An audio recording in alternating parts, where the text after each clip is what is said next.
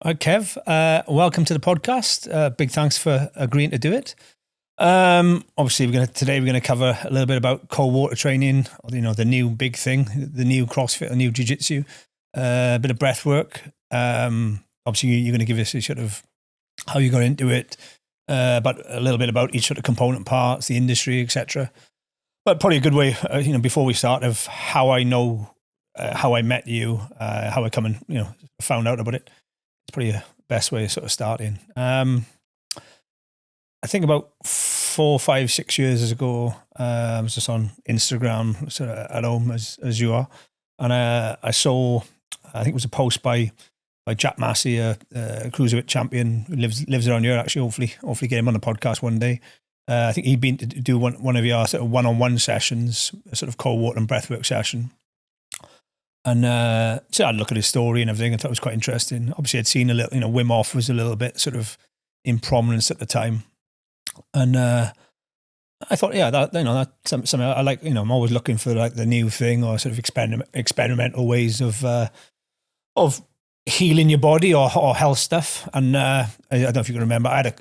You would remember. I had a cough. I still have a cough.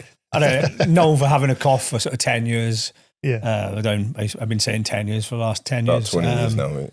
For a long time, I've had a cough, which is, I haven't really got the bottom of why I've got this cough, and tried loads of different things over the years. And Apart from cutting out chocolate. Yeah, apart from cutting out chocolate, which is Could be not going to happen. Might be the thing, actually. Could be the thing.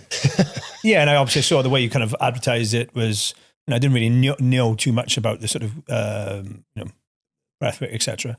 But sort of people with respiratory problems, lung problems, COPD, PTSD, sports performance, your sessions are kind of good for that. And obviously, champion boxer was doing it. I thought that sounds quite good. I do a bit of jiu-jitsu. I thought if it improves sports performance at my age now, I thought it could only be a good thing. And obviously booked a session with yourself. Loved it. The cold water was actually harder than I thought it would be, where I've obviously done it quite a few times I like cold water stuff anyway. I've done it a few times in the Marines. And I remember thinking, this is a bit cheeky sort of thing. Then recommended loads of different people have a session with you. I know you've had thousands of people you've put in the water ever since. And obviously we've been, you come and speak on our SRMC course, do a session, which is a bit of an interest piece really, a bit outside the core subjects we're doing, but goes down a storm. And also on the 866 camps, you come and do a bit on that as well. Mm. But that's how obviously we met, and to give a bit of a basis of how we invite you on the podcast. But maybe you want to start with, mate, how you went from Kev into the Kev the Breath. Kev the Breath, or Breatholution, or Jesus, or Messiah, all the different nicknames you've kind of got around here. Cold water Kev in my phone. It's actually rare to see you with clothes on, mate. Yeah, I get that a lot. Yeah, I don't recognise you with your clothes on. But yeah, thanks for having me on the podcast, and also thanks for your support over the past few years as well, pair of you. It's not gone unmissed, and this all happened to me really by mistake. I was suffering and struggling with addiction for years. I've had ADHD all my life, I think, and always struggled concentrating. But the addiction sort of got out of control, and it sort of took over my life for the main part of about sort of 15 years, maybe even longer. And it wasn't until I sort of give up drinking. My sister died in 2019, Yvonne. She was only 49, and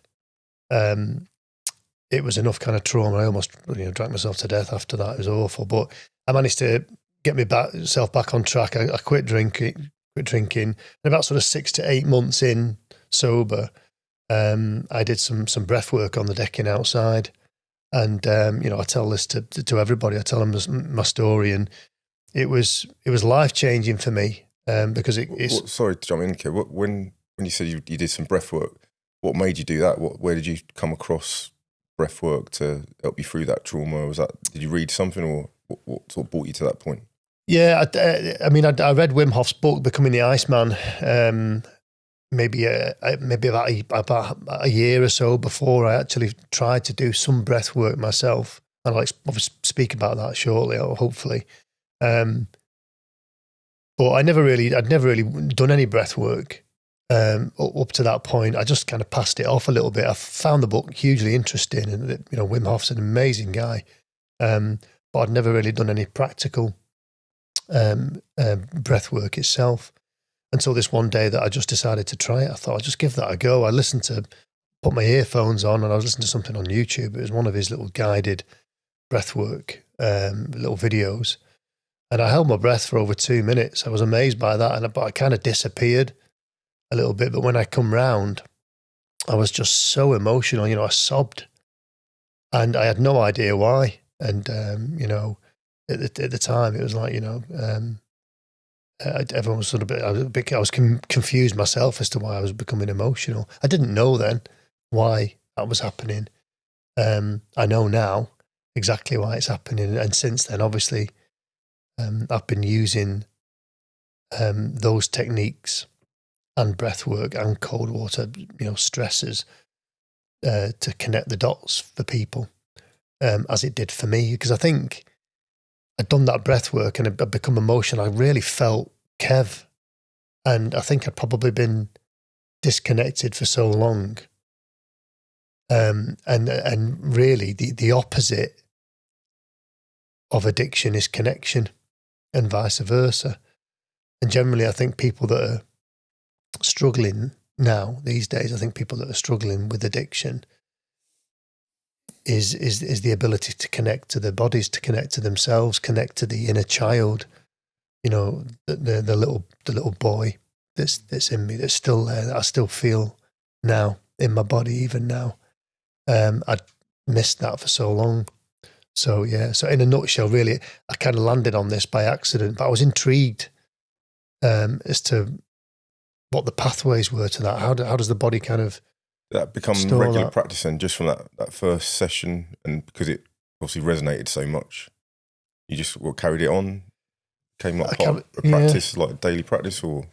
Yeah, it became a daily practice, and then I started to practice it with other people. I started to practice it at different levels, and then of course I started to train in Buteyko and Oxygen Advantage. I went and trained with Patrick McKeown in Ireland, and become one of his advanced Oxygen Advantage instructors and one of his Buteyko instructors as well. What's that, mate, for those that don't know?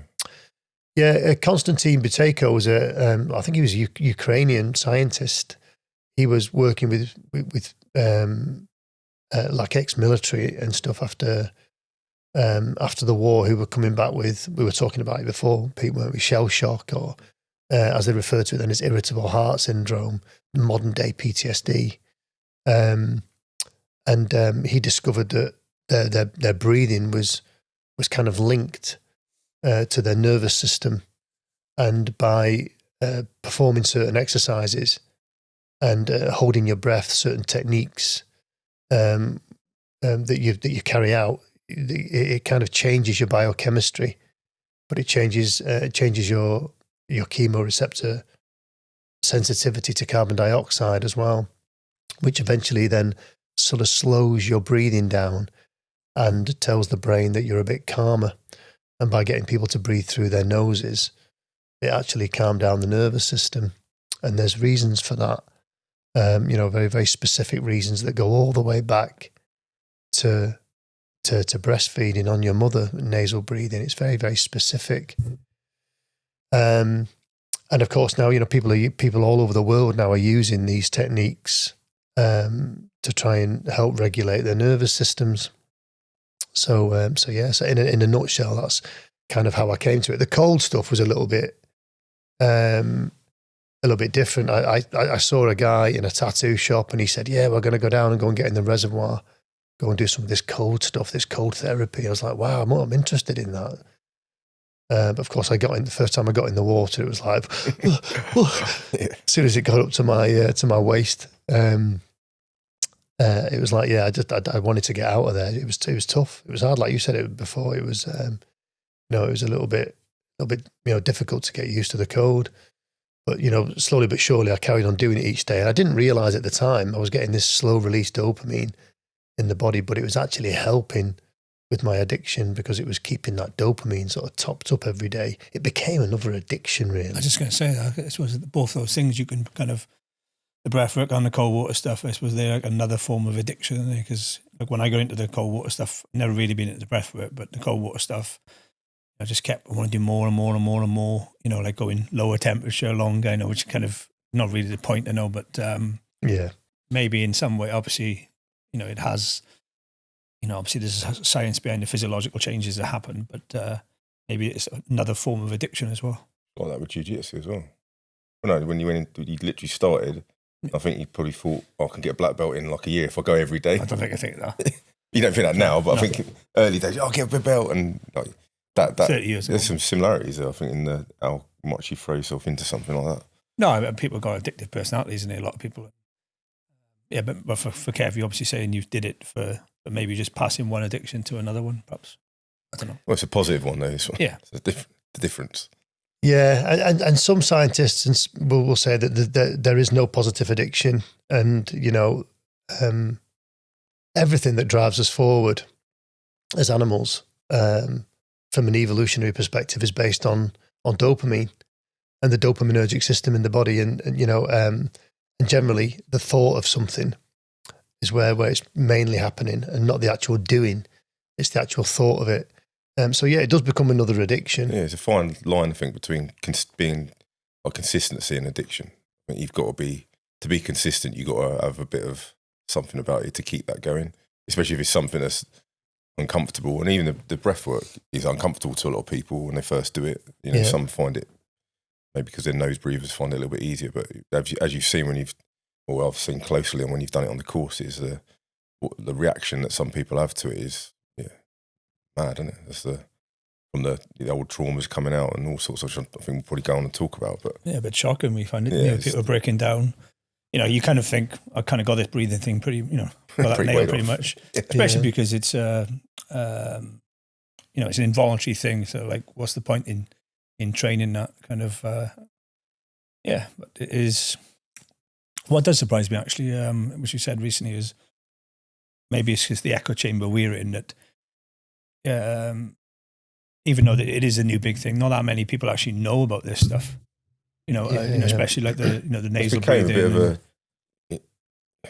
I'll say it's how sort of CrossFit sort of went, and it was like cool to be in that CrossFit queue, and then suddenly it was like, yeah, I'm getting in a dustbin that's full of ice, and everyone started doing it without probably really understanding what they were doing. You know, they might have read a bit of Wim Hof or seen a few videos, but it became a bit of a status symbol, I think, and that probably put a few people off doing it and becoming that. You know, I actually don't mind the cold, and bother me particularly. I just never got fully into that, but I like the breathwork stuff. So it's like finding a bit that you maybe get more out of. But I don't know. It's not a choice of the two. They probably go hand in hand, don't they? Controlling your breathing in the cold is a big thing. If you've never been in the cold, it's never been on Instagram. It never happened. Yeah. No, this is it. Yeah, this is it. And I think it's hyped at the moment. Yeah. Because of the likes of Wim Hof. But of course, from an evolutionary perspective, we were freezing cold. And for you guys, like you've been in the military, they train you to get used to the cold, because there's a good possibility that you're going to end up in it. And how you respond to that can put you in danger, but also put your comrades in danger as well. So they make sure that they get you prepared for that. And obviously there's elite sort of teams who, you know, specifically prepare for the cold, who are working in Arctic conditions. So as animals, we're used to the cold, like I say, from an evolutionary perspective, but we don't like it because, you know, we're so comfortable these days. We're so warm and secure, and we have this clothing on us, and we have electric blankets and central heating systems, and we have nice food and accommodation and roofs over our heads. And, you know, we like comfort because comfort releases dopamine just the same. And, you know, the first time that you experience that after being stressed is when your mother picks you up when you're crying after you've, you know, come out. So the body kind of has got into patterns of safety and vulnerability, and safety and vulnerability, and dopamine and troughs of dopamine, and serotonin and no serotonin since the day you were born. In fact, since the day you were in the womb. So it's generally it's generally uncomfortable for everybody. Nobody likes the cold. I don't like getting in the cold. You know, Wim Hof doesn't like making himself uncomfortable in 2 degrees. Maybe he does actually, but I know what you mean. Yeah. He does seem to enjoy it, doesn't he? He seems to, but he's been doing it for 38 years. And this is quite new for people. You know, I've only been doing this 5 years. And no animal does, enjoys being uncomfortable. After about 90 seconds, you start to feel more comfortable in cold water if you've regulated correctly.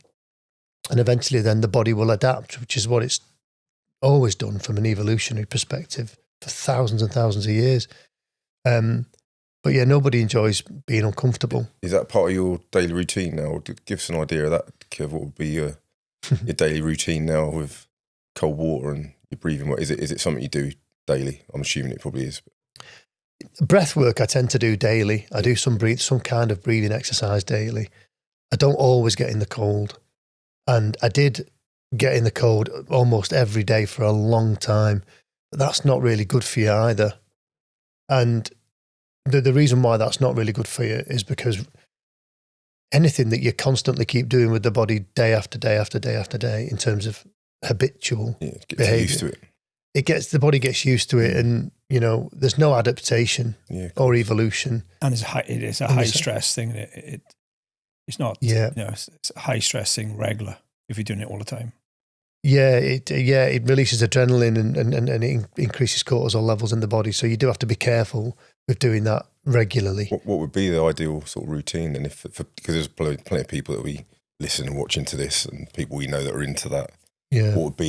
What's the ideal sort of routine if you are someone who likes, pushing yourself through that, getting in the cold? I think breath work, I'm assuming that's something you can do each day, but cold water, what would you suggest on a sort of weekly basis? Or is it not even a weekly basis? I don't know. Yeah, and again, all the information. I was having a conversation this morning about people's opinions on who's good for it, who's not good for it.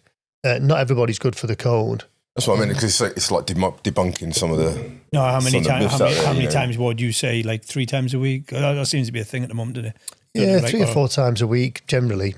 And but don't keep doing it in the same way. Don't keep getting in at the same time of day. Don't keep getting in the same temperatures. Yeah, I think I spoke to you about temperatures before. You sort of, I don't know, I'm sure there's some science out there on, people keep pushing it just for the Instagram views. Oh, I'm now at, almost as like minus whatever, 0, and the adaptations are pretty similar.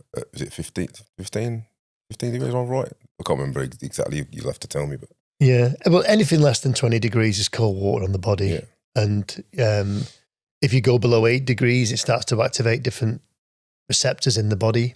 We've generally got 10 times more cold receptors on the skin than heat receptors. But as animals, we're going to perish more quickly in the cold than in the heat. So we do have to have more cold receptors.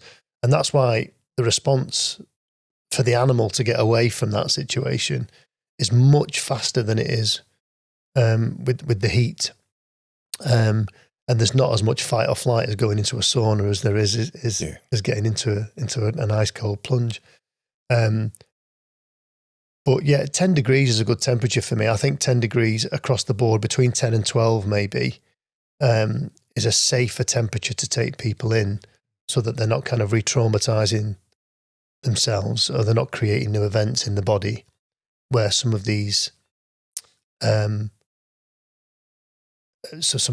reactive kind of responses to cold shock are initiated in the fight or flight system of the body. From the change in breath. From the change in breath, from the change in physically how you respond to stress. And I've made a point about this recently on an Instagram post I did, is that even people that are advocates for cold water, and they're even like Susanna Solberg, for instance, they still get into the cold exhibiting signs of stress. And I don't really think that they're seeing it. I don't really think that, and nobody's really talking about it. But, just very, very slight thing, and, for those that are listening and that are not watching this podcast, bringing your hands up here and getting into the cold like this, everybody's kind of a bit informed on this, but how do I look? I look uncomfortable. And that's because as human beings, we can recognize uncomfortableness and stress in other humans. So when you see somebody like this, and then my eyes kind of screw up a little bit, like I don't look comfortable. So if I'm getting into the cold like this is what my nervous system is experiencing, is this, and this is a bit childlike too. So we've got to be careful that when we're getting into the cold, that we're not allowing our bodies to do that, and we're more open. And that'll change neural pathways to how you respond to stress. So that's really what we want to be focusing on. Yeah. Really so for that to happen, you can't do 5 and 8 degrees, even if you're experienced with the cold. Because generally, if there's any kind of PTSD or there's anything gone on, dad, mum, childhood, whatever it is that you've experienced in your life, abuse, neglect, abandonment, some of that's going to come up in that vulnerable moment. Could you explain that a bit more? Because that's the bit I found really interesting. You mentioned this before about why that happens and that trauma comes out in the cold or through the breathing. Why does it then revert back to something that, from childhood or recent trauma or PTSD, whatever it might be? Or what is it that makes that come out in that situation? Just because it's a traumatic situation, you're suddenly in or getting cold, or and I suppose not so much of a traumatic situation, but an environment that creates stress. And on this occasion, it's external stress on the body, physical stress on the body, which will invoke and ignite all kinds of emotional and mental stress in the animal in terms of how the body keeps the score. And, I mentioned before The Body Keeps the Score by Bessel van der Kolk. And, it's an incredible book. It's difficult to read, but it is a fantastic book. But what we've really got to understand is that the body keeps the score all the time, at all costs, because to keep you safe in this present moment here now, it has to predict the future and it has to go back over the past to keep you safe here. And that's how we've evolved as a species.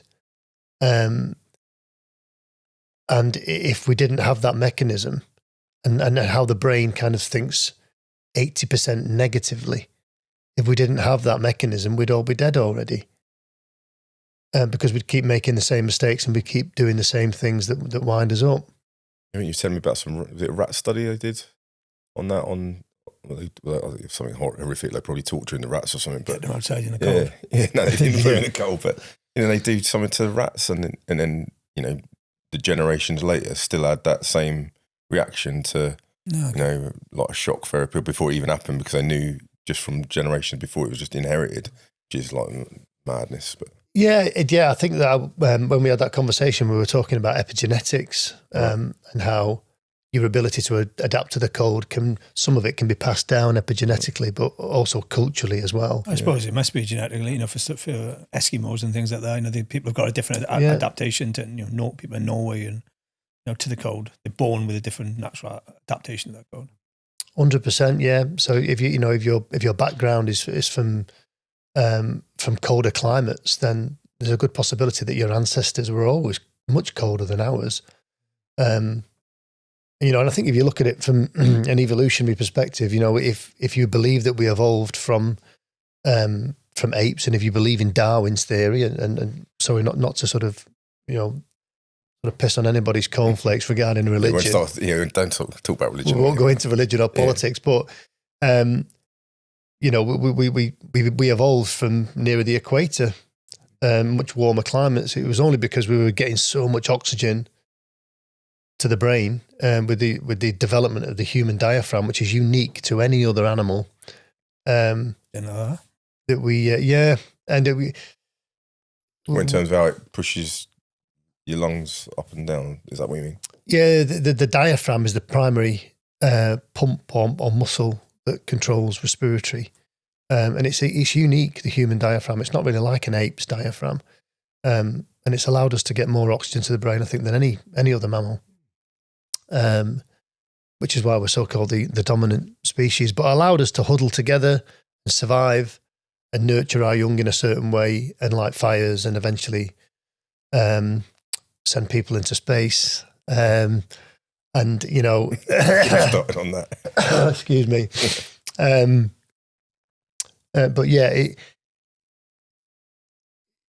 the human body is an amazing adaptive piece of kit. You know, it's a symphony. It's amazing how this works, and we don't really know much about it, to be honest. We're just kind of skimming the surface. We seem to do a lot of research into physiological pathways in the body, but we're not really focusing that much on the emotional and mental side of it, especially when it comes to cold water and how we react to stress. They keep testing young males rather than testing males and females. So we need to test more females as well when it comes to reactions to the cold. Slightly go back, mate. You mentioned the body keeps a score. Yeah. It is a tough. I actually read that twice. Kind of, you recommended originally. But one of the things, if I remember, in that book is that obviously everyone thinks trauma is a psychological thing, but the book is kind of saying it's more of a physiological thing you've done to the body. You know, your body's physically changed from that trauma of why. I'm not articulating it very well, but why put under extreme stress? You know, it's not just a mental thing. How people would think that, you know, you've damaged your body through trauma. Things have changed, and that's why it comes out in sort of cold water. Is that correct? It's a long time since I read the book, but yeah. And the thing is that the body keeps the score. Is it's kind of just brushing the surface of how, on a cellular level, each individual cell, 90 trillion cells in the body, they're all doing their own thing, and they're all adapting. And, you know, we think we know quite a lot about the human body when in terms of the brain, but on a cellular level, we're still not really sure why certain things happen. We're still not really sure why things like the sinus node in the heart is doing what it's doing, you know, on its own without any kind of information from anywhere. It's just doing it. But that's okay. But yeah, the body keeps a score with everything. It keeps a score with food.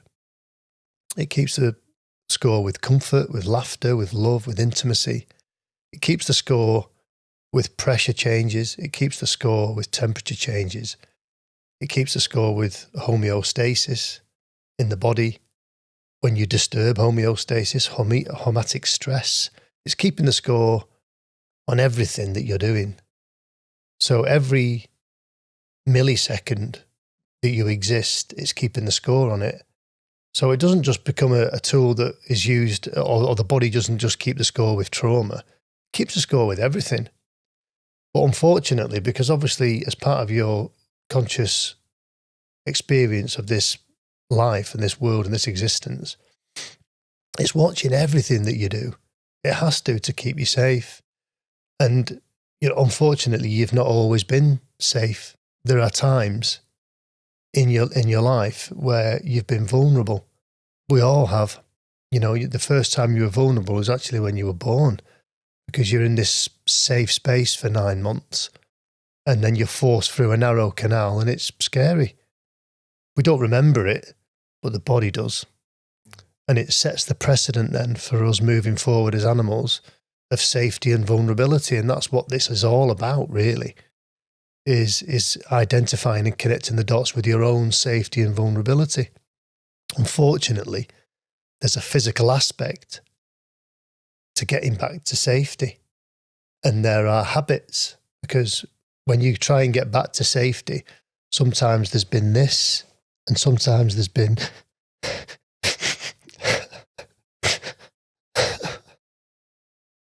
and that's a physical thing.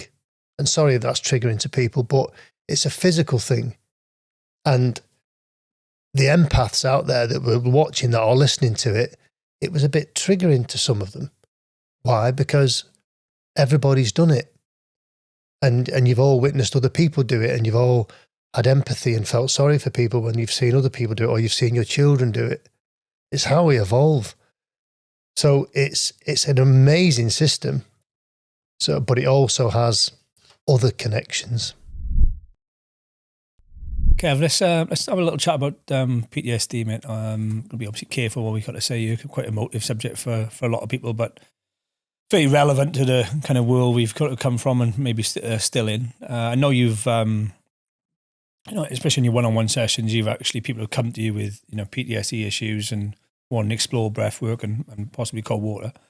So for the audience that don't know, obviously we've had you on our 12-day SRMC course. On the last day, students got a fair bit of time, and we normally put like a sort of an interest piece while they're waiting to do their final presentation. So we bring different people in, somebody's going to challenge people or some motivating speaker. And obviously we brought you in numerous times. Normally do like an hour piece on the different type of breath works. And then students do a practical demonstration, around the room. And a few times, obviously, we've had, which was a bit shocking to me and Dunks, where, you've gone through fairly simple breathwork exercises and kind of a few people in the audience have gone into a bit of a panic attack or got really upset. Yeah. In front of a room full of 40, 50 people was quite shocking. So there's obviously some connection there going on that, maybe an interest to people that suffering with PTSD, that a breath work might be something they want to look at to maybe help them in the future. Yeah, just stop people worrying. You do put a warning in before, don't you? That session that might happen. So if those that don't want to go through that, don't want to put people off coming on. Yeah. No, yeah, sure. And it's and the reaction is a good thing. A lot of the time we think that those reactions are have negative connections, which they do, obviously, because there's a reason why they're reacting and responding to what I'm saying, and breath work and cold water and anything that's to do with nervous system regulation, safety or vulnerability. But it's actually a good thing. It shouldn't really put you off, because generally, I think nowadays people are coming more in line with this ground up approach and this physical approach to wellness, as opposed to this sort of talking therapies and talking about stuff. And, talking about your past and talking about your traumas, talking about your PTSD is amazing. But there's also the physical connection to it. And that physical connection to it can be tummy turning, gut wrenching, anxiety, and the release of adrenaline in the body because of how the body tries to get back to safety again, because you'll get kind of flashes. And that's kind of what like PTSD is like, really, a negative feedback loops in the body and brain. And these messages that come from the brain into the body, which is only about sort of 20% really, but 80% of it is messages internally from your body to your brain. So the body is quite a powerful library of how it's collecting information, and it's triggering, it's interoceptive information coming from your nervous system and vagus nerve, which includes everything from foods that you eat. We spoke about it just briefly before, Dunk, about things that you smell, noises that you hear, and they'll all trigger certain parts of your gut response to get back to safety, which is why people react to. It's like that means something to a lot of people. Who's there? Does to my dog. You don't stop barking when he's yeah, exactly. Yeah, but it's responding to auditory, visual, olfactory, which is the sense of smell, touch, taste. These are all ways that the body regulates our safety and vulnerability. All of them were present when you were on the battlefield. And in terms of PTSD, how you react in those moments is very specific. And the body's keeping a score on that for sure. What it's also keeping a score on is post-event and the conversations post-event, whether you're with your friends and your comrades and whether you're laughing about it afterwards to make it easier to deal with, like blue light workers do, paramedics, etc. They kind of have to have a laugh about it afterwards, otherwise it would become a bit too heavy. And that's okay. But your body was going through certain certain things afterwards that were very physical, whether that's hysterical crying or laughter or whatever it is, whatever tools you use physically to get back to safety or to make you feel better or to soothe you in a way, to the way that you sleep. You know, a lot of people say that they start to sleep in fetal position after events that happen in their life, or whatever it is that you take up afterwards to put you back in control again of a situation where you weren't in control physically and mentally maybe, or emotionally, and you'd kind of lost your shit a bit, which is okay because we're only human. And everybody does that. But obviously people that are on the battlefield and people that are in the military, etc., they're pushed into these situations. And it can be life-changing if you can't get out of this negative feedback loop when you come home. But there are ways of not fixing it, but there are ways of connecting the dots as to why you respond and react to internal messages in your own body and brain, and why you're reactive when people say certain things, whether it's eye closure, whether it's an actual physical thing or adjustments or, you know, just being uncomfortable or doing certain things or nervous laughs, whatever it is that you use to get back to safety, what the habits of trying to get back. So cold water and stressing the body that you're in command of will potentially reset neural pathways to how you react to that internal noise in the body. And it can be hugely beneficial if it's guided in the correct way. Yeah, I was literally going to ask, how do you start addressing those things to actually help with that? So if you're someone who's, you know, suffering with some PTSD, or you think you're okay with it and then certain things trigger it, like it's not that I think I've got PTSD, but you picked up on something that was really, you know, for you to be able to see that, I think it was quite, you know, pretty special really. I don't know, how did you start addressing those, not necessarily the issues, but by using like cold water breathing, how does that then make you better? Is that just what you mean, just controlling that response? Is it that nervous system response that we're talking about, or is it a emotive response, or a bit of both? I think first of all, what you have to be able to do as an individual is identify your triggers. And that can be quite difficult to do because you can't cover every avenue that was present at the time, or certainly what was present post while you were trying to recover from that incident or event that happened to the animal at a certain time. But being able to identify certain triggers can help you to readjust. And the thing is that how regulated your nervous system is depends upon just so much. You know, not just breath work, not just cold water, what you drink, what you eat. You know, your gut is your second brain. And your vagus nerve, which is kind of like, the vagus nerve is so important in terms of regulating your emotional state. There's a nerve connection every millimeter in your gut that's connected to your vagus nerve. And that's the neural highway of, like I say, of emotional and nervous system regulation for us as animals. So it's an accumulation of all these things. It's no good breathing properly and getting into the cold water and then drinking alcohol every day, because eventually that is going to interfere, you know, with the brain. And, you know, constantly eating shitty food all the time, that's going to disrupt vagus nerve activation and vagal tone in the body. So it's an accumulation of trying to improve all of it, and which is why we can use the heat as well as just as the cold.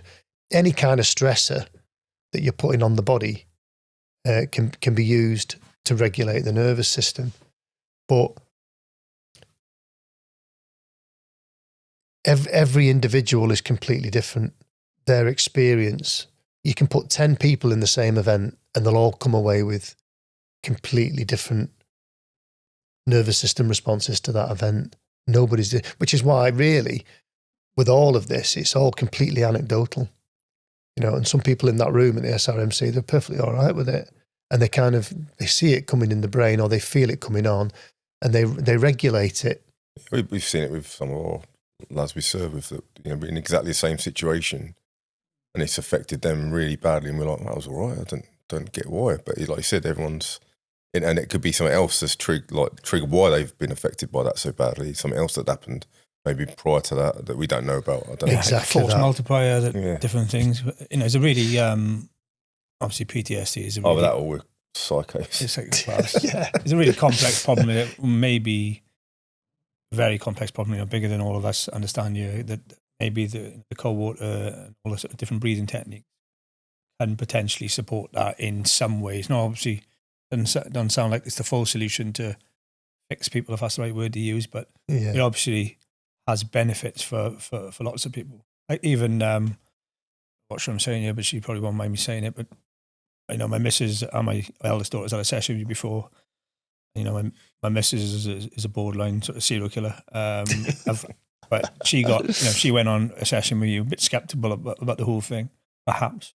And I think you said to her, you probably can't remember this, I think you're going to get upset. Yeah. She was like, I'm okay, thanks. And then she started crying, which is, she's not a big crier. Well, it's as you said, so why does that affect? Even why does breathing work on some people that maybe have no or little or PTSD, and other people it has no effect on at all? Yeah, I suppose this kind of brings us on to what is breath work, and your breathing is a regulator of your nervous system. It always has been since your first breath.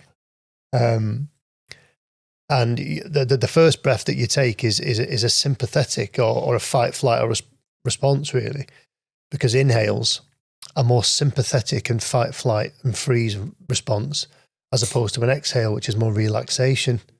So they do different things. They release different chemicals in the body.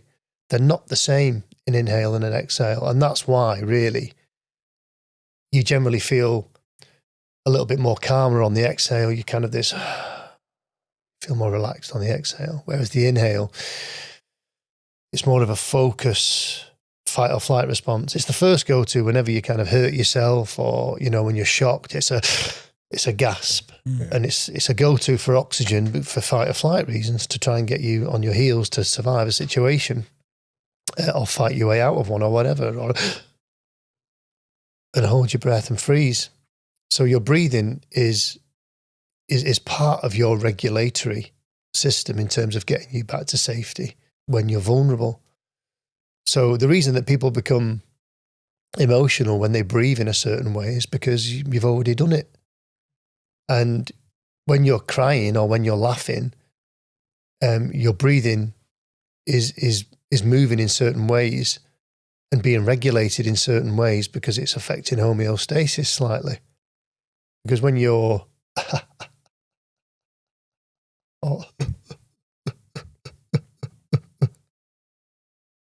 they're closely linked, which is why you kind of cry laughing. Right. Okay, they think. And that's controlled from a part in the brain called the retrotrapezoid nucleus. And, it's regulatory in the brain and in the body. But when you put yourself in that position again, when you breathe in a certain way and you're holding your body in a certain way, it's kind of regressive by nature. So you're kind of going back, you're putting yourself into a position again, and where you were breathing like that once to regulate your nervous system. So because of what the brain does, what we spoke about before, where it goes to these places, that's what it'll do in those moments. So it can make you very emotional again. In fact, sometimes it's allowing people to be emotionally in a way that they weren't at the time, because they were pushing it back, because they needed to be strong on the battlefield, because they needed to be strong for their kids, or they needed to go to work, or they were just told all their lives, look, pull your big pants up and come on, stop, pull yourself together, be a man, be strong, what's wrong with you, don't let the other guys see you upset, come on, you've got a job to do it. And that's all well and good, but if you keep on pushing it back, eventually it's going to get to a point where it needs to sort of fulfill what it needed to do in the first place. It needed to express. And as animals, we've kind of, as human beings, we've kind of learned to push a lot of things back. Animals in the wild, they'll be tearing each other's throats out 1 minute, and then it'll break up, and then they'll just walk away, shake it off, and then just carry on eating again. So they step back into parasympathetic state. They don't keep carrying it around with them all the time. They just get on. Whereas as humans, we just push it back, and then we'll push it back again, and then we'll push it back, and then eventually something's got to give. And if it doesn't give one way, it might give another way. It might make you poorly. So, and there's obviously science, connected to this now, is that, if you're constantly going around in a frightened state or a state of PTSD, it can increase inflammation in the body. It can make your breathing shallow. It can affect homeostasis. It can affect your biochemistry and have consequences, for that. So, yeah, so that's kind of how the breathing is working. And it's the same in the cold, is that it makes you so vulnerable that it potentially has, it could potentially be sort of going back aggressively, making you so vulnerable that you can't help but release it.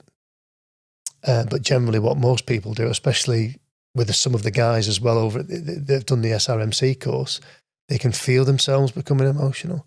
So they generally do what they've always done. It's like, pretty away. You're not having that here. I don't feel safe enough to let you have that here. So they'll focus then. Eyes will be fixed. And they'll go back to where they're strong again, rather than this.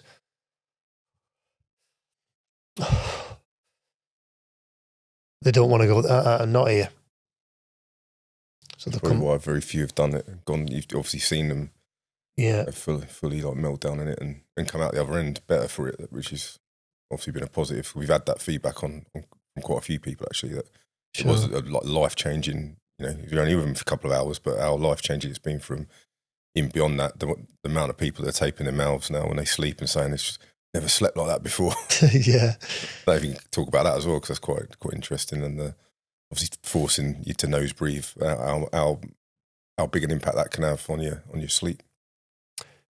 Yeah, it's huge, and I think around about 95% of the time we should be breathing through our noses, and not really breathing through the mouth. But there's loads of reasons why. I was going to say, why do people end up breathing through their mouths? Yeah, loads of reasons why people end up breathing through their mouths.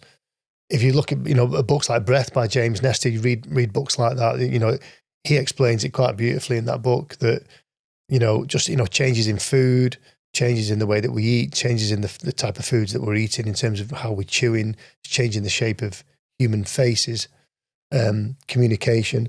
Excuse me. Yeah, my wife literally seen something about that. I'd seen it before. Maybe it's like Huberman or someone talking about it from science literature about how it changes the face shapes of kids. Obviously, my lad I was mentioning before, he sleeps a lot. He's mouth open. Yeah, and he literally taped his mouth shut for just a couple of hours, see how he'd react, and he was fine with it. He's quite keen to do it, and just to sort of force the nose breathing on him. Borderline child abuse. Just wanting to have a good strong jaw. Yeah, absolutely. That's the only reason you did it. And there's nothing wrong with that. I mean, obviously, for the purposes of this, don't go taping your kids up. Disclaimer. Disclaimer. We don't do it all the time. Disclaimer. But if it works, it works. And I think these days everybody's just a bit. Everybody's so sensitive these days. Oh, yeah, we're still in Victorian times, aren't we? How we do things. Yeah, but 56 in Wales. Yeah. But it's okay if it works. It's okay, And if your kids are sleeping with their mouths wide open, or your partner's sleeping with their mouths wide open and they're snoring, it's not good for health. Snoring, and because there's something going wrong, isn't it? If you're snoring, there's something wrong. Generally, my understanding, and you actually think it's if you're supposed to breathe through your nose, you would think it's the other way around, wouldn't it? Because it feels like you're actually not getting as much oxygen in. Yeah. Than you would for the bigger mouth canal sort of thing. But actually, it's the opposite way around, isn't it? It tends to happen to me when I've been drinking. I'm drinking and then I'm like, normally I don't sleep like that. I do nose breathe, I think, most of the time. Obviously got a few broken noses, so it's not always the easiest, but I definitely, when I've had a drink, I'm like, like that. Yeah. Which is, obviously, is that just your body relaxed more, is it, from the booze? I don't know. Yeah, alcohol is problematic really with how it interferes with respiratory signaling in the brain. Particularly, they think the pre-Botzinger complex in the brain, alcohol can affect signals from that, which can lead into things like, central sleep apnea, where you're holding your breath in your sleep. And that's not necessarily because you're a big person or that you're overweight or that you've got these kind of fatty deposits on your tongue and you're getting this obstructive. You've got central sleep apnea, which can sometimes be habitual breath holding throughout the day, that you do sort of, you're holding your breath at night then. And because of irregular breathing patterns, by default, your body gets you to hold your breath in your sleep to improve biochemistry, which can sometimes, obviously sound like sleep apnea when you hold your breath in your sleep for 10 seconds and then you come around again. And if you keep on doing that is causing issues with hypoxia, maybe. It's, sort of medical term for snoring is hypopnea. So it's intermittent breaking in the breath. So that's not good for humans, even though we have emojis for it and it's accepted that, snoring is a normal human function. It's not really, it's abnormal. And there's loads of reasons why people snore.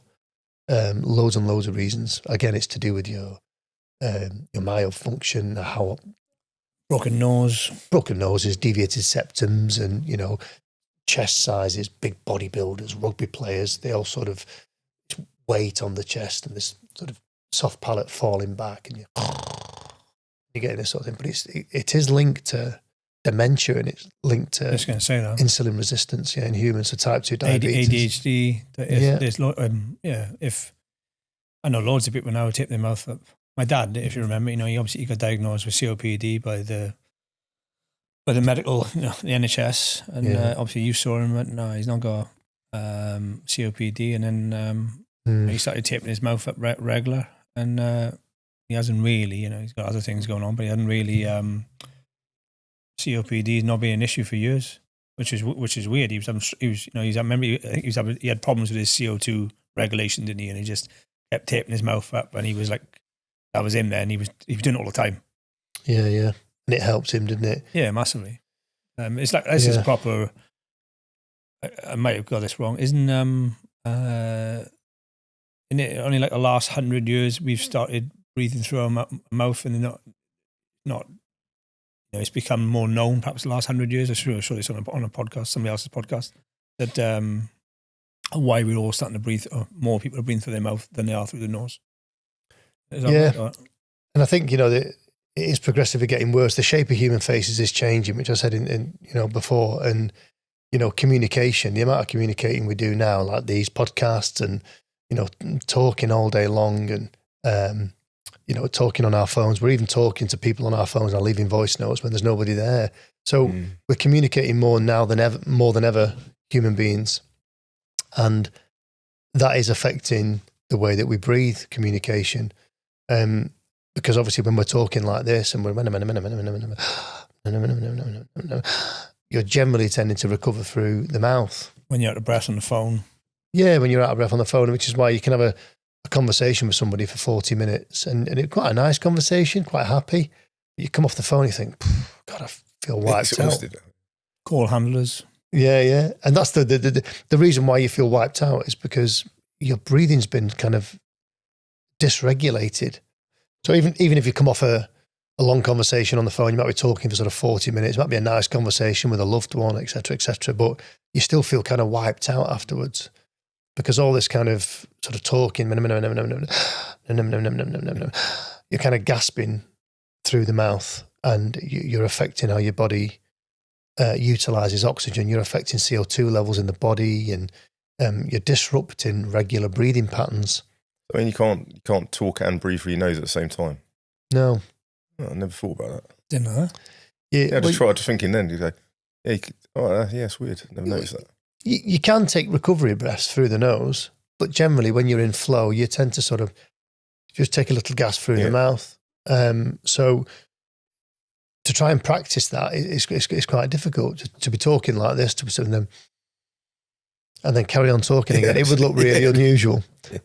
So it'd be difficult to do. So you can kind of feel it in your body. I know after talking for about 20 minutes and continuously talking when I'm coaching, etc., I feel a bit different in my body. I feel as though my oxygen levels are a little bit lower. I just feel my heart rate increase a bit. I feel a bit hotter. And then once I've just come down a bit afterwards, again, it starts to regulate again. So the way that we communicate is affecting how we mouth breathe. These devices, these are having a big impact, and I talk about these a lot, and these are affecting the brain as well, obviously, because these are creating events. And although these are not real, the brain knows that this isn't real. I can go anywhere in the world on this now. I can see anything on here.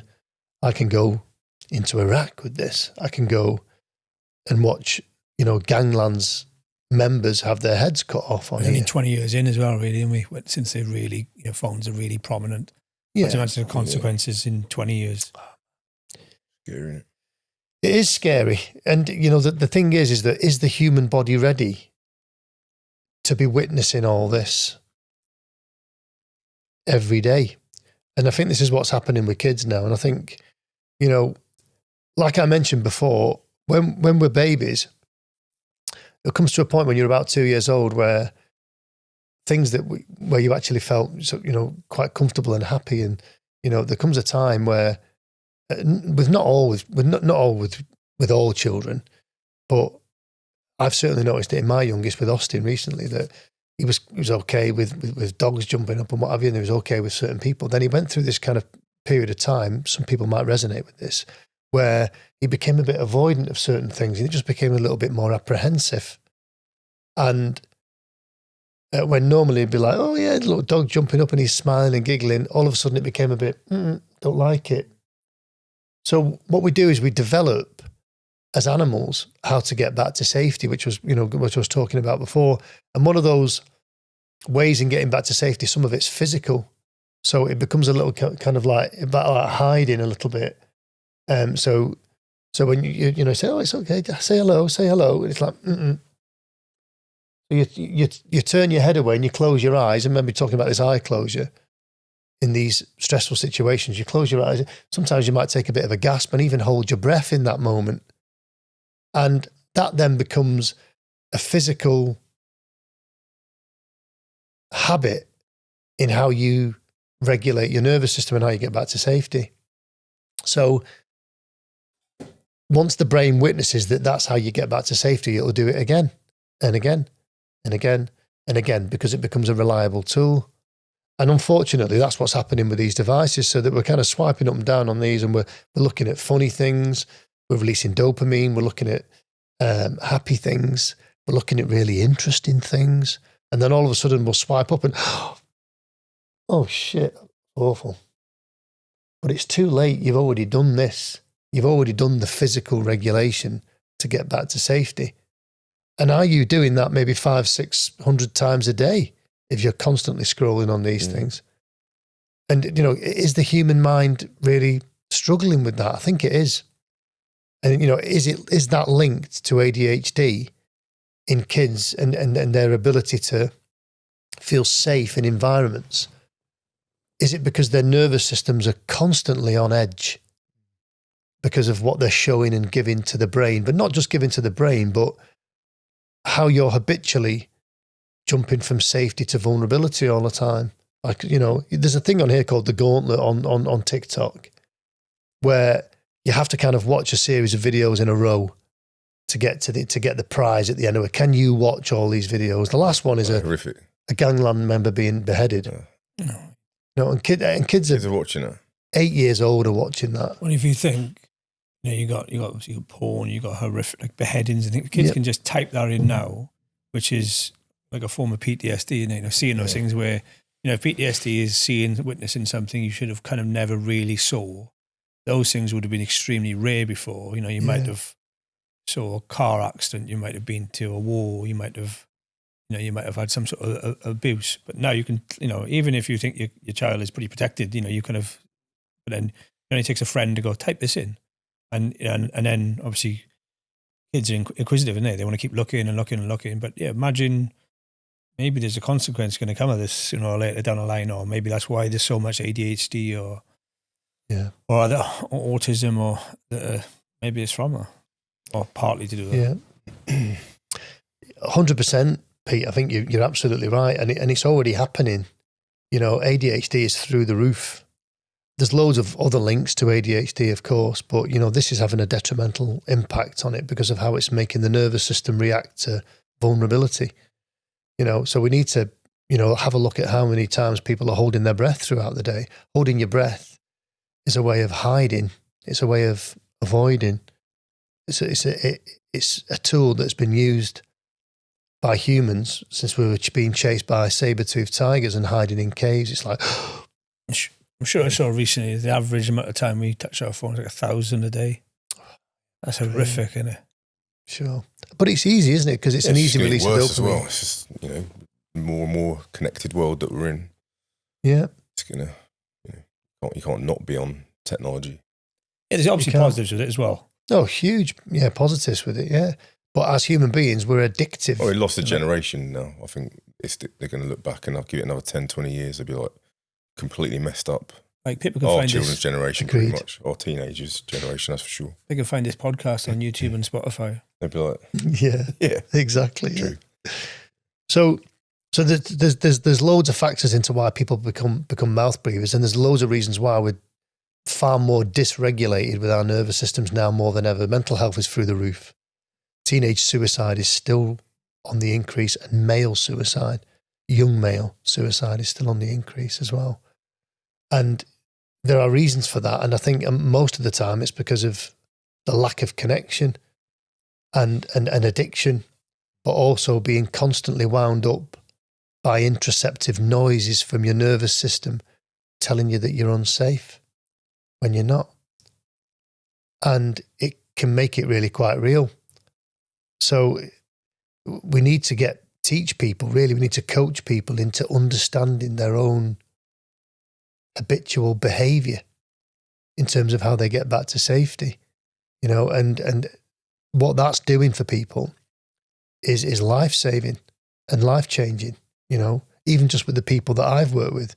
You know, I have received so many messages saying, mate, that 2 hours was life-changing for me. And, you know, that's the reason why I do this work. And, you know, and I'll continue to do it, but people have got to be able to become vulnerable, to try and find it. If you keep sitting in the safety all the time, you're kind of always going to have it, because the habit will win over every time, whether it's alcohol, pornography, drugs, whatever it is that you choose, fitness. You know, there's a reason why ultra marathon runners and bodybuilders, you know, are addicted to their crafts. A lot of the time, they're kind of covering up stuff because they're taking control back of their physical.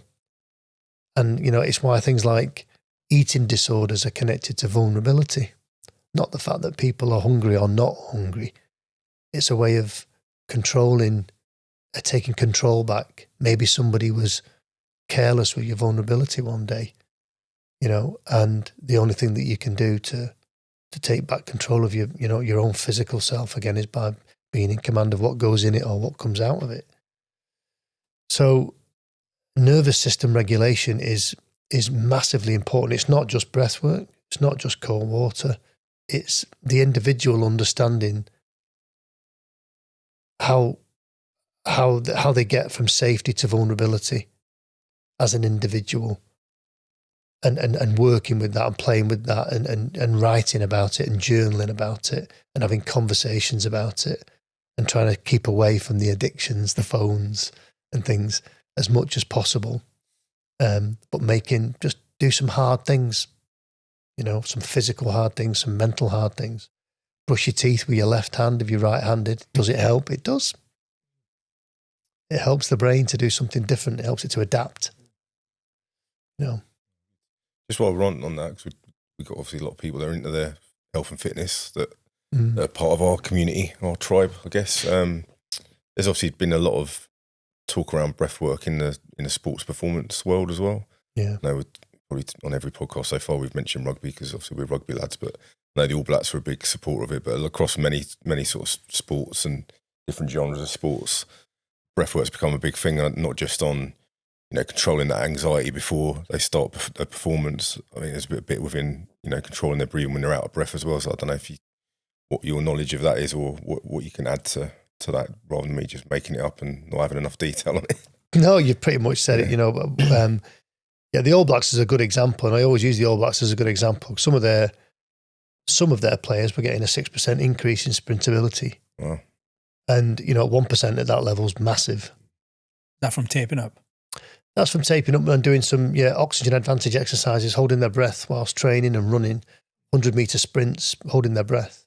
They're like using the old respirator mask and restricting the breathing. Yeah. So I thought the taping up was only effective on like aerobic activities. When you tape up for like sports performance, do they use it on everything that they kind of? Yeah, breathing through the nose is effective in all cases. Yeah. Whether you're climbing on a climbing wall, whether you're rolling on a mat, whether you're on a rugby pitch, how your body utilizes the oxygen that you breathe in per breath, your VO2 max, how your body recovers from that and utilizes oxygen in gas exchange is really, really important. And, I think people like, Paula Radcliffe had an amazing VO2 max, still probably one of the sort of kind of higher recorded VO2 maxes. And to be honest, I don't know an awful lot about VO2 max, and about how that works, if I'm honest. But I do know that the oxygen advantage and holding your breath and having a more effective chemoreceptor sensitivity to CO2 in your blood can dramatically improve not just your anxiety, your panic disorder, your PTSD, the interoceptive information in your body, how you respond and react to certain situations, but it can also dramatically improve your performance. I've had asthma all my life, and I was always one of these people that would get uncomfortable in that first mile of running, that first kilometre, where this switch is taking place, where your body's trying to catch up to you panting for that first mile. But I never do that anymore, and I'm always taped up. And, I say to everybody, the first time I tried to tape my mouth closed when I was running, I probably only made it about maybe 500 or 600 yards, and I had to tear it off because I felt suffocated. And that feeling of being suffocated was actually a bit of a false alarm. Well, it's a psychological thing, isn't it? Some of it was psychological. There are some athletes that do mouth breathe as well.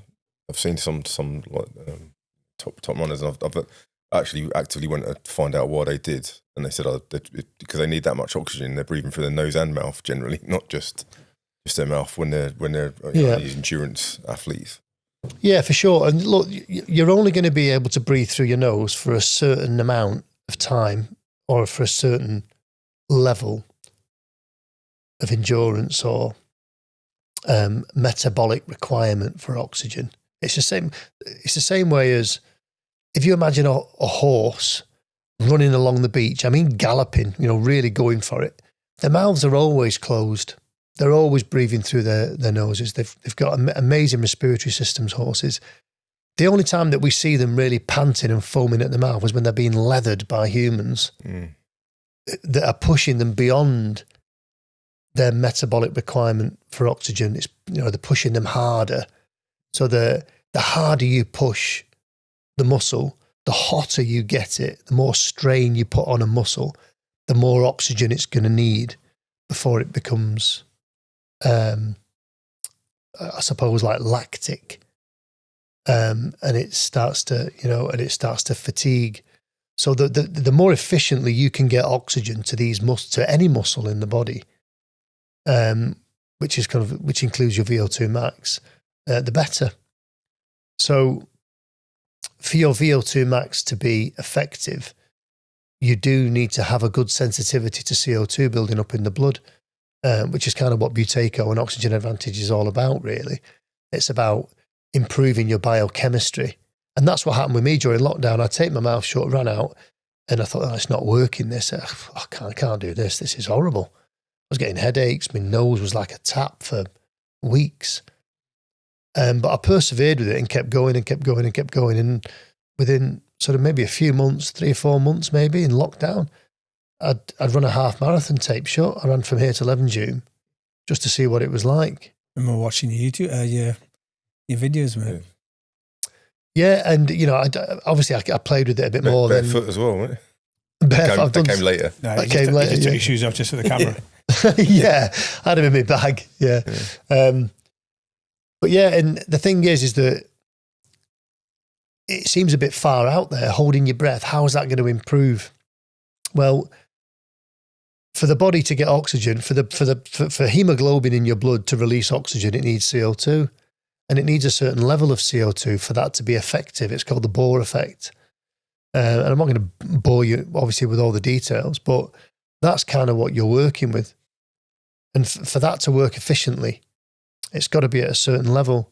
So by holding your breath constantly, you're making the body adapt to higher levels of CO2. And that's what's happening with Oxygen Advantage, your VO2 max, your heart rate variability. Everything's all sort of, it's all working around homeostasis. The body wants to be at a certain place all the time. And the more you stress it in one direction, the more it'll adapt when you've finished doing that. It's like when you go into a hyperbaric chamber. It's amazing the effects that you get when you go in, but the effects afterwards is the most important. So when you come out of that hyperbaric chamber, it's the effect that it's having on your body when your body's adapting to you coming back to normality, which is a bit like what those athletes experienced when they were at the Olympics in altitude. Some of them didn't do really well at the Olympics, but when they came back down to sea level, they were smashing their personal bests when they come back. It's because their body adapted to training at an altitude where there was less oxygen and there was less pressure to put that oxygen into the lung. So these are just, they're just huge big barometers and pressure vessels that we're sat in here. And if you stretch the flexibility of all those mechanisms, pressure, heat, emotional response, if you stretch them and play with them and stress them a little bit, they adapt. Human beings are, and animals, mammals are amazing at adaptation. This physiology is amazing at adapting. So keep pushing them and keep stretching them. Hold your breath underwater.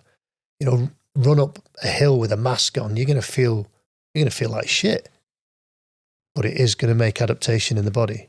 We used to do quite a lot of hypoxia training in the when we were in the pool, obviously. Yeah. But just circuits in and out of the pool. There's like so much holding your breath.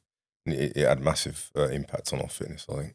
Huge, yeah. At the time. Yeah, it was a Woody liked it, didn't he? One time. Thing. In his pool. But it's my go-to, as my low skill level in jiu-jitsu, my go-to move is put my hand over somebody's mouth. Even though they still got their nose to breathe, people panic. Of course they do. That's the only move I got. Sure. Got little hands as well. Yeah, you cover their mouth for that. T-Rex hands. You can go for weeks without food. You can go for days without water, but you can only be 4 minutes without oxygen. So in terms of people panicking, they're going to panic. And generally, people with PTSD, people with anxiety, people with panic disorder, they don't like going through breath holding because it's winding them up. It's winding up those triggers. It's winding up this. I don't like it. I need to get out. It's kind of winding up that really, which is linked to it, which is why things like Oxygen Advantage and Buteyko is good for claustrophobia, because the brain is constantly watching how much oxygen it's got. 20% of the oxygen that we breathe has to go to the brain with every breath, really. So it's important. There's a few different, obviously there's various different breathing techniques that people use in sort of sports performance. Mm-hmm. So I saw, before I knew you, actually, I'd read Hickson Gracie's book, Breath breathe or breath, or just like you, Breatholution or Breatholution. And he's famous for obviously only so many people can do this, where he moves his diaphragm goes up and down, and he's obviously expanding his sort of chest cavity to take in more oxygen, and he uses it to sort of control his adrenaline, or did. I think his son can do it as well. Yeah. You've seen the belly goes a rapid pace in and out. What technique? Obviously, that's one of the few techniques sportsmen use. Obviously, it must be pretty difficult to learn. I can't imagine a normal person could have control of their diaphragm to do something like that. Obviously, you don't do that, do you? No, and I think that anything that any other man or woman can do, and anybody else can do, it all depends. I mean, in his case, you know what I mean? He's just, he's been very uncomfortable in his life. It's probably what, you know, spurred him on to do what he did and become what he became. So, how far are you willing to push yourself? The record for a breath hold is 24 minutes. Insane. For a human. A diver. Sorry? Like a like a free diver, yeah. Only a really, really skinny guy, you know, lay face down in a pool for 24 minutes. His heart was only beating 8 times a minute at one point. Yes. So how far are you willing to push your physiology? You know, his chemo reflex, it will be amazing, you know, insane, because his body can cope with high CO2, but also low oxygen. But you have to get the body used to that, you know, which is why when you look at, you know, people carrying, you know, these guides taking people up Kilimanjaro, you know, they're not puffing on oxygen at the top. They don't need it because they live at that altitude. They've adapted. Whereas guys that are coming over, spending 50 grand to go up Kilimanjaro for the week or whatever, with who are used to puffing and panting, they get headaches and sickness because their body's just not ready for it. So this is why if you're training to go up a mountain, don't use an exercise bike. Why? Because you're not cycling up there. You know, get on a stepping machine, get on a climbing machine, and put a bag on your back. You've got to mimic what's going to be happening at altitude. Stick a mask on, and create something for the body that's mimicking what you're actually going to be doing. You know, which is why I train people to go up mountains. You know, and when they get there, their body's used to using those muscles to pull in the air, as opposed to just opening your mouth and it dropping in at 760 millimeters of mercury pressure at sea level in this country. Or 760 millimeters of mercury pressure is what sea level is all over the world. Same amount of pressure, 14 psi. You're definitely proving, mate, there's more to this breathing than... Yeah, I think we scratched the surface here. I know we could talk for hours, and no doubt we'll get you back on to do a follow up. Yeah, sure. But there's some fascinating stuff in there. If people do want to find out more, obviously, a little plug about yourself and where they could reach you would be quite good. But if there's any sort of, you'd mentioned a couple of books there, we'll put them in the description somewhere. But if a couple of recommended books, and just finish up with Breatholution. Breatholution. Breatholution. Oh, I say Breatholution, he says Breatholution. But it's Breatholution. Yeah. Breatholution, yeah. Chuck an E in there. Yeah, just chuck an E in there. Yeah, you can go to breatholution.com or breatholution.co.uk, coldwatersafety.co.uk. I'm now training cold water therapy instructors to take people into the cold. And you can book a session online there with me. You can book an online session with me if you're not in the UK. And I over the past, like I said, over the past 5 years, you know, I've had the pleasure of working with so many amazing people, and there's no reaction I've not seen in the cold. And you know, I've spoken to so many people about their traumas and their past and their PTSD, and I'm really grateful to all of them. It's been a heavy 5 years, but it's been life changing, and it really has allowed me to see people and how their nervous systems are, you know, and it's a gift and a curse at the same time. But yeah, you know, if you want answers, you have to really, really make things difficult for yourself for a little bit. And, you know, like I said, that can be life changing, you know, so there's not a lot of information on my website because I don't really want to put it all out there. But if you're interested and if you're intrigued as to, you know, your habits or your PTSD and why certain therapies are not working and why certain medication doesn't seem to work, it's because you're not really addressing it. What you need to do is take the lid off Pandora's box. But to do that, you're going to have to be vulnerable. And nobody wants to be vulnerable. But it's freeing. It will release a lot of stuff for you, and it could potentially be life-changing. So, yeah, just ask the question. And if I've got the answer, then I'll give it you. If I haven't, then I'll find out. Man, just to finish off on a nice thing, not many people get to do something that, as a job, it genuinely changes people's lives. Like obviously, you had thousands of people. Now you're doing big corporate events and on your cold water instructor courses. And as a chuck up to you, mate. Obviously, me and Duncan know you fairly well. Like you're constantly trying to improve yourself. You're constantly reading, trying to find the newest scientific study on this and that. You've done loads of different medical courses, just trying to understand it more and more and more. And you can see that, mate. You've just got, even just from the talks you've done for us, I was just got better and better. Your understanding of it. And mate, you should. Sometimes you don't notice it yourself. You should be proud of the impact you've done on people, mate. And there'll be a lot of people out there you just don't even know you've changed their lives from just from our experience. And time for your own book, Kev. Yeah, well, that's it. I mean, at the moment, I'm literally looking into sort of trying to write a book. But, you get that imposter syndrome. You think, who's going to want to read my book? And, maybe they might, We, after this, mate. Yeah, of course. Yeah, somebody might, if you're out there. How we actually booked you in, because we emailed Wim Hof and then he come back with the price. So then we contacted you because... how much? Yeah, exactly. Mate, that's been great. We've learned a lot, mate. So hopefully other people have. Yeah, I appreciate that. I really do appreciate you inviting me on. It's great, this podcast. I've been interviewing some amazing people, so I'm really humbled to be part of that. Cheers, Kev. We'll follow this up again, I reckon. Yeah, why not? Yeah. Part 2 coming soon. Yeah, absolutely. Part 2. Yeah, resting part 2. Awesome. Cheers. Cheers, mate. Thank you. Nice one. Thanks.